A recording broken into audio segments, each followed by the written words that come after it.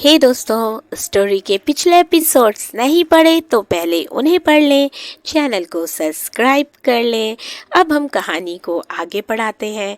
इधर सक्षम शावर लेने के बाद बाथरूम से टॉवेल लपेट बाहर आता है और तुरंत बेड साइड टेबल से अपना फ़ोन उठाकर राजीव को कुछ मैसेज सेंड करता है और फिर अपना फ़ोन वहीं बेड पर रख क्लोजेट रूम की ओर चला जाता है। सक्षम का मैसेज पढ़ते ही राजीव अपने काम में लग जाता है। कुछ देर में सक्षम रेडी हो जाता और ब्रेकफास्ट कर निकल जाता है। इधर विवान अपने केबिन में बैठा अपने डैड से बात कर रहा था कि तभी संजय उसके केबिन का डोर नॉक करता है। विवान उसे अंदर आने को बोलता है। संजय उसके टेबल पर एक फाइल रखते हुए बोलता है, सर, ये रही राज सिंह की बाकी की इंफॉर्मेशन।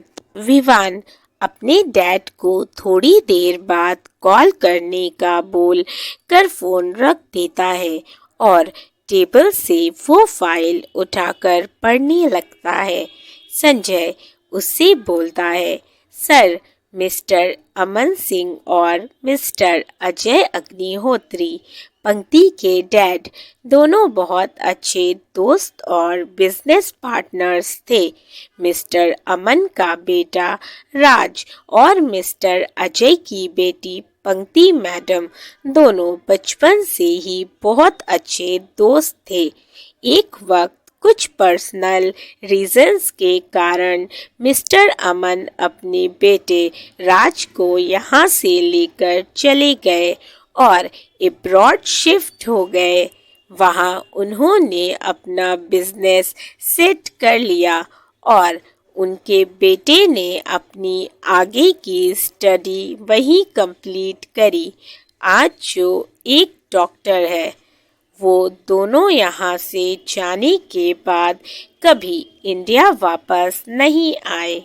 हालांकि वो आज भी मिस्टर अजय और पंक्ति मैडम के कांटेक्ट में है।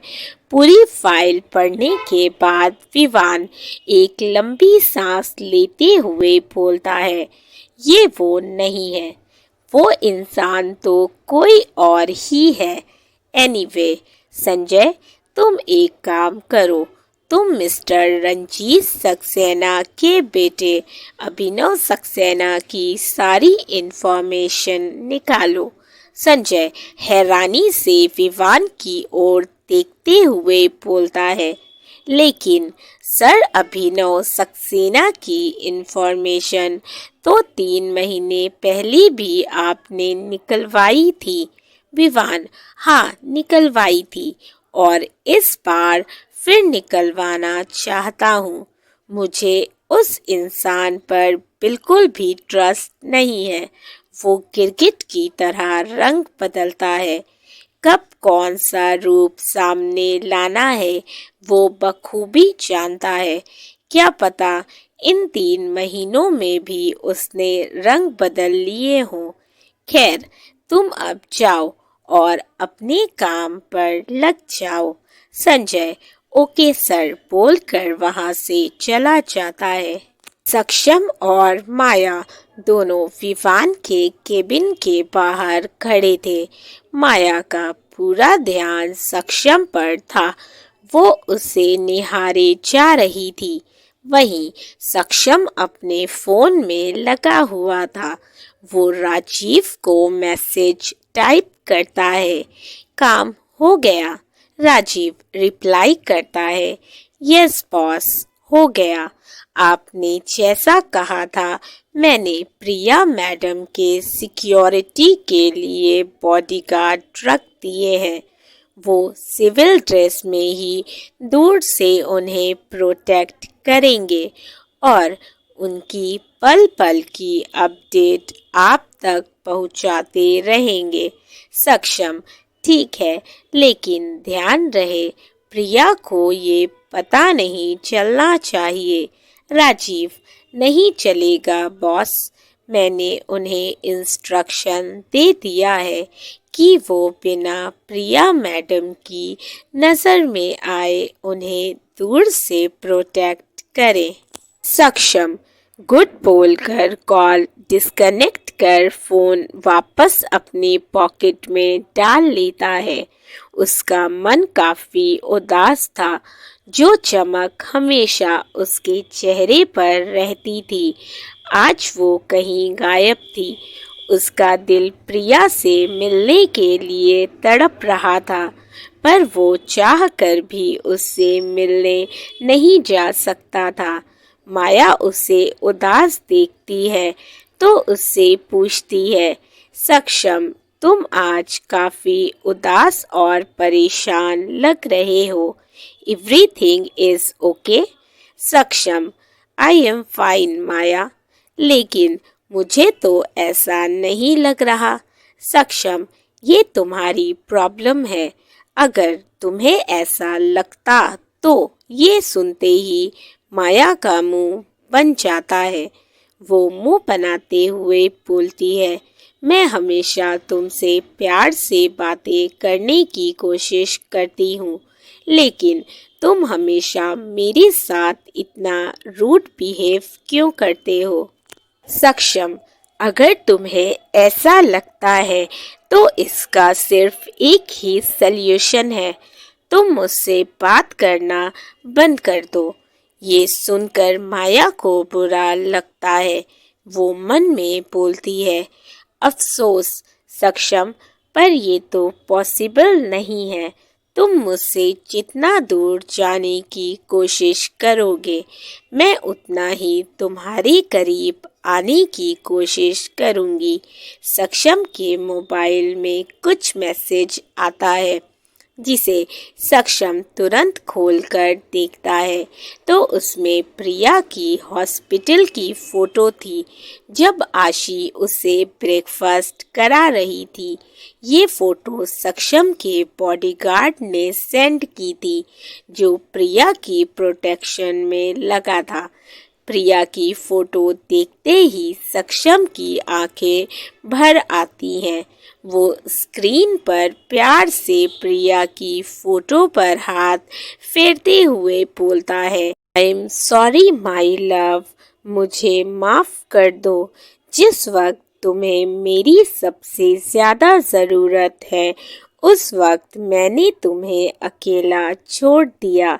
बस एक बार मैं उस प्रॉब्लम को जड़ से खत्म कर दूं जो हम दोनों के बीच दीवार बनी हुई है, फिर मैं जल्द ही तुम्हारे पास लौटूंगा। ये वादा है सक्षम ओबरॉय का तुमसे। ये बोलकर वो फोन वापस अपने पॉकेट में रख लेता है और अपने काम में लग जाता है। धीरे धीरे दिन गुजरने लगते हैं। प्रांजल और आशी प्रिया का खूब ख्याल रखते हैं। एक हफ्ते बाद प्रिया को हॉस्पिटल से डिस्चार्ज मिल जाता है। आशी उसे अपने घर ले जाती है और उसका खूब ख्याल रखती है। प्रांजल भी बीच बीच में प्रिया से मिलने आशी के घर जाता रहता है। प्रिया पहले जैसे चुलबुली और खुश रहा करती थी, वो अब बिल्कुल वैसी नहीं रही थी। वो बिल्कुल शांत और गुमसुम सी रहने लगी थी। आशी और प्रांजल उसे खुश करने की कोशिश करते रहते थे और वो उनके लिए खुश भी हो जाया करती थी, पर उसका दिल ही जानता था कि वो अंदर से कितने दर्द में है। जब से सक्षम गया था तब से उसकी खुशी, उसका सुख, चैन सब अपने साथ ले गया था। प्रिया ने सक्षम को बहुत सारे कॉल्स और मैसेजेस किए, पर सक्षम ने ना ही उसके कॉल रिसीव किए और ना ही उसके किसी भी मैसेज का कोई रिप्लाई दिया, जिससे प्रिया बहुत ज़्यादा दुखी हो गई थी। वहीं सक्षम उसने अपना पूरा ध्यान उस इंसान को पकड़ने में लगा दिया था। वो बस किसी तरह उस इंसान तक पहुंचना चाहता था। हालांकि वो भी प्रिया से मिलने के लिए, उसे गले से लगाने के लिए तड़प रहा था। उसने भी बहुत मुश्किल से अपने दिल को संभाला था। सक्षम ने प्रिया से दूर रहने का फैसला सही लिया था, क्योंकि उस इंसान ने सक्षम को दोबारा भी कई बार जान से मारने की कोशिश करवाई थी, लेकिन सक्षम उसके हर वार से बच निकला था। सक्षम के लिए प्रिया को खुद से दूर रखने का फैसला तो बहुत मुश्किल था, लेकिन उसका ऐसा करना बहुत ज़रूरी था, क्योंकि वो जानता था कि अगर उस पर एक बार अटैक हुआ है तो आगे भी होने के बहुत चांसेस हैं, और अगर प्रिया उसके साथ रही तो उसकी भी जान को खतरा हो सकता है, और वो प्रिया की जान खतरे में नहीं डाल सकता था। इसीलिए उसने ये फैसला किया कि वो उससे दूर रहेगा, और उसने ऐसा ही किया। वो उससे दूर हो गया। सक्षम का अंदेशा बिल्कुल ठीक था, क्योंकि उस अटैक के बाद भी सक्षम पर कई अटैक हुए थे। उसने खुद को किसी तरह बचा लिया था, और उस इंसान को पकड़ने के लिए उसने दिन रात एक कर दिया था। सक्षम के बॉडीगार्ड, जो प्रिया को दूर से ही प्रोटेक्ट कर रहे थे, वो प्रिया की पल पल की अपडेट सक्षम को दे रहे थे। सक्षम दूर होने के बावजूद प्रिया की हर अपडेट रख रहा था। सक्षम जब जब प्रिया के कॉल और मैसेजेस को देखता तो उसका दिल करता कि वो उन्हें रिसीव कर ले, लेकिन वो ऐसा चाहकर भी नहीं कर सकता था, क्योंकि अगर वो उन्हें रिसीव कर लेता तो प्रिया उससे उसके यूं अचानक चले जाने की वजह पूछती, तो वो क्या जवाब देता कि वो उससे क्यों दूर चला गया। और अगर सक्षम उसे बता भी देता तो वो 100% श्योर था कि ये जानने के बावजूद भी प्रिया उससे दूर नहीं रहती, और सक्षम उस पर कोई खतरा बर्दाश्त नहीं कर सकता था। दूसरी तरफ विवान भी पंक्ति का अच्छे से ख्याल रख रहा था, जिसे पंक्ति के सर की चोट जल्दी ही ठीक हो गई थी। वो उसकी फिक्र कर रहा था, उसकी परवाह कर रहा था, और उसे खुश रखने की पूरी कोशिश कर रहा था, और उसकी ये कोशिश रंग भी ला रही थी। पंक्ति बहुत खुश थी। उसे विवान की केयर, उसकी परवाह करना सब बहुत अच्छा लग रहा था। इसी तरह दिन बीत रहे थे। इसी बीच कबीर के मॉम डैड अब्रॉड से वापस आ गए थे। उन्होंने अपने बेटे की शादी की तैयारियां शुरू कर दी थी। वो कबीर की शादी के लिए बहुत एक्साइटेड थे। उन्हें निधि बहुत पसंद आई थी। कबीर की मॉम नीता कश्यप शादी की शॉपिंग के लिए कबीर, निधि और पंक्ति को साथ ले गई थी। उन्होंने विवान से भी साथ चलने को कहा था, पर विवान को एक इम्पॉर्टेंट मीटिंग अटेंड करनी थी, इसीलिए वो उन लोगों को ज्वाइन नहीं कर पाया। उन लोगों ने मिलकर खूब शॉपिंग की। कबीर ने अपने लिए सुंदर सी शेरवानी और निधि ने अपने लिए खूबसूरत सा ब्राइडल लहंगा लिया। वहीं पंक्ति वो अपने लिए कुछ नहीं ले रही थी, क्योंकि उसके पास पहले ही बहुत सारी ड्रेसेस थीं। विवान उसे एक बार घुमाने ले गया था, तब उसने उसे शॉपिंग भी करवाई थी और उसके लिए बहुत सारी ड्रेसेस ली थी। फिर भी नीता जी ने ज़बरदस्ती उसके लिए एक बहुत ही खूबसूरत मरून कलर का गाउन ले लिया, क्योंकि वो पंक्ति को अपनी बेटी मानती थी। नीता जी ने सभी के लिए कपड़े और ज्वेलरी ली, यहाँ तक कि उन्होंने विवान के लिए भी एक बहुत ही प्यारा मरून कलर का 3 पीस सूट लिया। सब ने खूब शॉपिंग करी और थोड़ा घूमे भी और डिनर करके वापस अपने घर आ गए थे। इस पूरे बीच निधि थोड़ी उदास थी। पंक्ति ने उससे बात की तो निधि ने उसे बताया कि उसे अपनी मॉम की बहुत याद आ रही है। कबीर की मॉम बहुत अच्छी है, उन्हें देखकर आज मुझे मॉम की याद आ गई। निधि की मॉम नहीं थी, वो उसे बचपन में ही छोड़कर चली गई थी। उनके डैड ने ही उसे पाला था। उसके डैड एक बिजनेसमैन थे, वो बहुत बिजी रहते थे, इसीलिए वो उसे बहुत कम टाइम दे पाते थे, जिससे निधि बहुत अकेला फील कर रही थी। पंक्ति उसे संभालते हुए बोलती है, निधि तुम अकेला फील मत करो, हम सब हैं तुम्हारे साथ। मैं हूँ, वीवू है, कबीर है और अब तो अंकल आंटी भी हैं। निधि मुस्कुराते हुए बोलती है, हाँ सही कहा तुमने पंक्ति, तुम सब हो मेरे साथ, मेरे पास। लेकिन पंक्ति मैं तुमसे कुछ कहना चाहती हूँ। पंक्ति, हाँ बोलो ना निधि। निधि, क्या तुम कुछ दिनों के लिए मेरे साथ मेरे घर रह सकती हो, सिर्फ शादी तक? मैं बहुत अकेला फील कर रही हूँ। पंक्ति, हाँ क्यों नहीं निधि, कबीर की तरह तुम भी मेरी दोस्त हो। मैं कल अपना लगेज लेकर आ जाऊंगी। निधि खुश होते हुए, थैंक यू पंक्ति, थैंक यू सो मच, तुम सच में बहुत अच्छी हो। पंक्ति मुस्कुरा देती है। अगले दिन पंक्ति ब्रेकफास्ट करने के बाद पैकिंग में लग जाती है।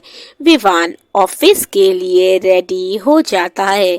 विवान अपना मोबाइल और हाथ में ब्लेजर लिए सीढ़ियों से उतरकर नीचे हॉल में आता है तो देखता है पंक्ति वहाँ नहीं थी। वो सविता आंटी से पूछता है तो वो बोलती है, बाबा मैडम तो अपने रूम में है। विवान वापस सीढ़ियों से होते हुए ऊपर जाता है। वो पंक्ति के रूम में एंटर करता है।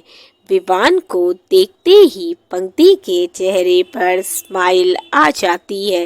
वो उससे बोलती है, अच्छा हुआ विवू तुम अभी ऑफिस नहीं गए, मुझे तुमसे कुछ बात करनी थी।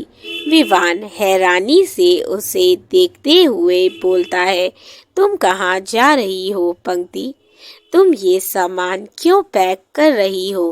पंक्ति उदास मन से उसकी ओर देखते हुए बोलती है, विवू वो दरअसल निधि चाहती थी कि मैं कुछ दिन उसके साथ रहूं, जब तक उसकी शादी नहीं हो जाती। वो बहुत अकेला फील कर रही है। तुम तो जानते हो ना विवू कि निधि की मॉम नहीं है।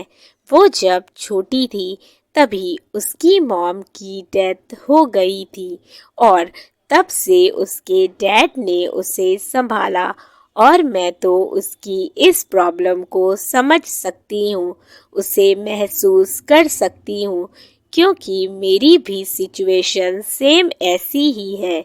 मॉम मुझे बचपन में छोड़कर चली गई और तब से डैड ने मुझे संभाला।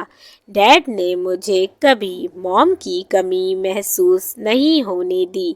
पंक्ति की आंखें भर आती हैं। उसकी आंखों में आंसू देख विवान तुरंत उसके पास आता है और उसे अपनी बाहों में भर लेता है। कुछ देर तक दोनों एक दूसरे के गले लगे रहते हैं। फिर विवान उससे अलग होता है और उसके आंसू पोंछते हुए बोलता है, डोंट क्राई, मुझे तुम्हारी आंखों में आंसू अच्छे नहीं लगते। तुम हमेशा हंसती मुस्कुराती हुई अच्छी लगती हो। तो चलो अब रोना बंद करो, पैकिंग भी तो करनी है ना। पंक्ति मुस्कुराते हुए हाँ में गर्दन हिला देती है। विवान पैकिंग करने में उसकी हेल्प करता है। हालांकि विवान का दिल काफी उदास था। वो नहीं चाहता था कि पंक्ति उससे दूर जाए, क्योंकि वो उसके बगैर नहीं रह सकता था। और तो और उसे उसकी सेफ्टी की भी फिक्र हो रही थी। उसे डर था कि कहीं वो इंसान जो बार बार उसे पंक्ति को लेकर ब्लैकमेल कर रहा है, वो पंक्ति को नुकसान ना पहुंचाए। यही बात विवान को परेशान कर रही थी।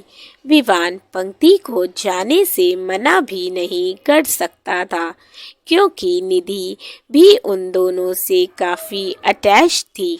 विवान को खोया हुआ देखकर पंक्ति उससे पूछती है, क्या हुआ विवु, तुम कहाँ खो गए हो?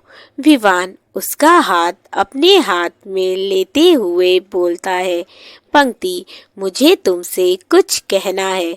पंक्ति हाँ बोलो ना विवु, क्या कहना है?